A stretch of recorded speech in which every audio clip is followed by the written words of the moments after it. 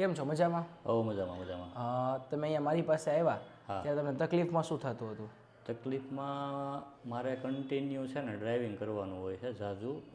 આમ ગણો ને તો એવરેજ 150 થી 200 કિલોમીટર પર ડેની એવરેજ આવે. આમ ગણતરી કરીને એટલું ડ્રાઇવિંગ થાય. એના હિસાબે આ વાહન દુખતો હતો થોડો અને આ છે ને જકડાઈ ગયું હતું. આમ જોવાતું નહોતું, મુવમેન્ટ આખી નહોતી આવતી, movement નેકની નહોતી આવતી. સર્વાઇકલ સ્પોન્ડાઇલિટિસ હતું. હા. તો અહીંયા મારી પાસે કેટલી વાર આવ્યા તમે? આ તમારી પાસે હું આ બીજી વખત આવ્યો. તો અત્યારે દુખાવામાં કેમ? દુખાવો સારો થઈ દુખાવો ગયો? સાવ સારો, નેકની મુવમેન્ટ આખી આવી ગઈ, બધું થાય છે? કમ્પ્લીટ. હા. તો અમુક લોકો આમ બીવે કે આમ ઝટકા મારીએ ને એનાથી દુખાવો વધી જાય.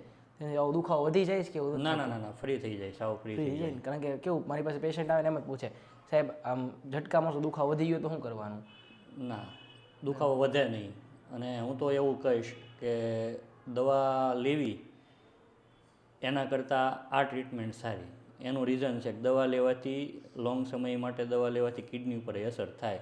તો બને ત્યાં સુધી આપણે દવા પેટમાં ન નાખીએ, હું એવો આગ્રહ રાખું. અને આ ટ્રીટમેન્ટમાં આ રિઝલ્ટ તરત મળી ટ્રીટમેન્ટનું રિઝલ્ટ મેં લીધું છે કે હું 5-10 જણાને કહી શકું, વટથી કહી શકું કે આ ટ્રીટમેન્ટ કરાવાય એમ.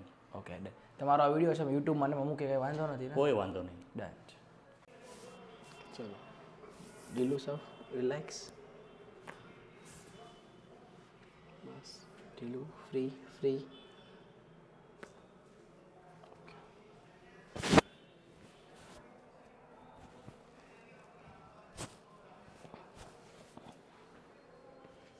રિલેક્સ.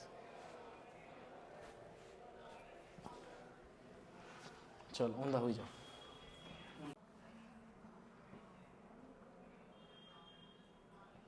હાથ નીચે લબડતા રાખી દો. હા.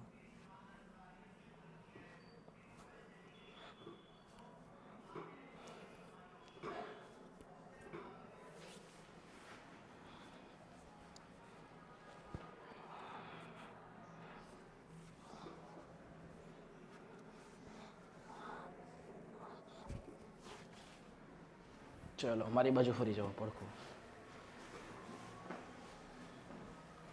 ફરી જાઓ, નજીક આવો થોડા. બસ આ પગને વાળી દેવાનો જ. યસ.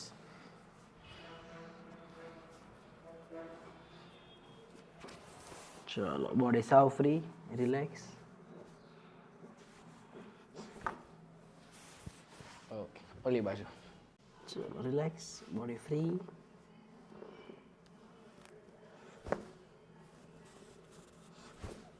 ઓકે, સીધા હોઈ જાઓ.